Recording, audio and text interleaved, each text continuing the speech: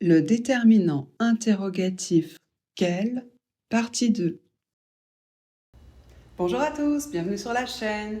Aujourd'hui, on fait la partie 2 du déterminant interrogatif quel. Cette fois-ci, on va utiliser quel pour demander plus de précision sur un objet qu'on connaît. Donc on ne cherche plus à identifier un objet dans un intervalle. On cherche à connaître plus de détails, plus d'informations sur un objet précis qu'on connaît. Ici, l'objet, ce sera toujours le sujet. Attention, il peut y avoir plusieurs objets concernés. Vous le verrez dans les exemples. Pour demander quel objet est concerné dans un intervalle, ça, c'est dans la partie 1 qui est dans la description. On l'accorde toujours en genre et en nombre avec l'objet concerné. Ça ne change pas. Pour les questions d'accord, je vous laisse regarder la partie 1 que je vous ai mis en lien dans la description. Pour la structure, elle va être différente de ce qu'on a vu dans la partie 1 parce qu'on va commencer par quel et toujours le suivre du verbe être, conjugué évidemment. Donc moi là j'ai tout mis au présent dans mes exemples pour que ce soit facile, mais évidemment que vous pouvez conjuguer le verbe être autant qu'il vous plaît. Je vous propose de commencer par le mode formel. Vous allez voir, il est beaucoup plus simple. On n'a pas besoin d'inverser le verbe et le pronom parce que le sujet, ce sera toujours l'objet, la chose à propos de laquelle on demande plus d'informations. Le verbe être va toujours après quel et la chose va toujours après le verbe être. Ça veut aussi dire que le verbe être, il ne sera conjugué qu'à la troisième personne du singulier ou du pluriel.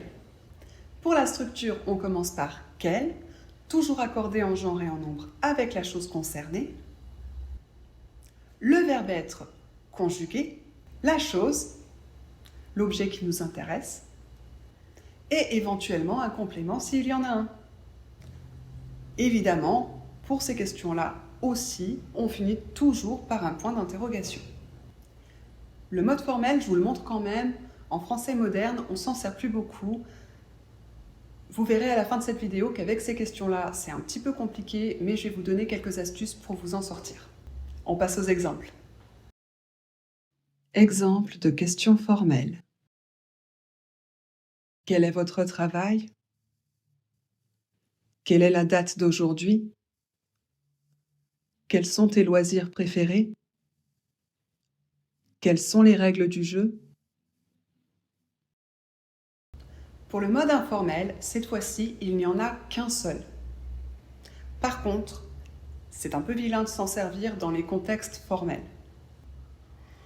Ici, on ne va plus utiliser quel, mais c'est quoi.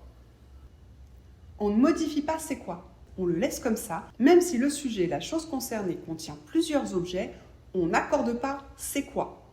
Oui, je sais, normalement, le pluriel de c'est ce sont, mais on ne le fait pas ici. On laisse c'est quoi. On peut le mettre au début ou tout à la fin. Si par accident, vous n'avez que ça qui vous vient en tête dans un contexte formel, je vous recommande quand même de le mettre au début. À la fin, ça crée une spontanéité en fait qui rend la façon de poser la question un peu familière. On a l'impression que vous avez comme oublié votre mot interrogatif et que vous le rajoutez rapidement à la fin pour en faire une question. Ça marche dans un contexte informel, entre copines autour d'un café, mais évitez vraiment de le mettre à la fin dans un contexte formel. Donc pour la structure, on commence par c'est quoi? La chose concernée, qui est donc le sujet, et éventuellement un complément s'il y en a un.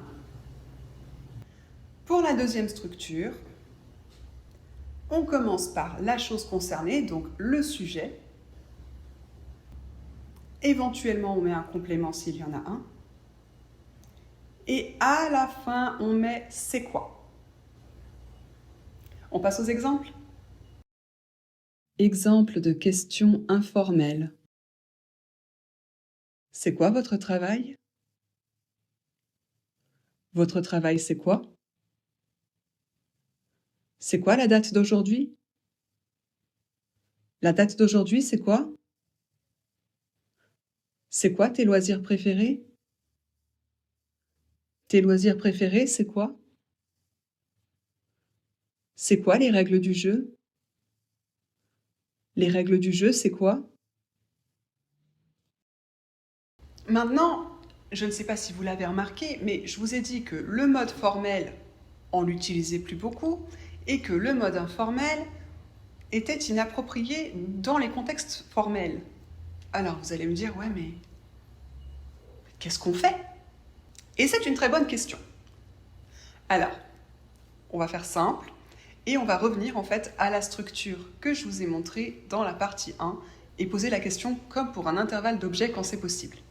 Donc je vais vous montrer 2 exemples. Premièrement, quel est ton film préféré?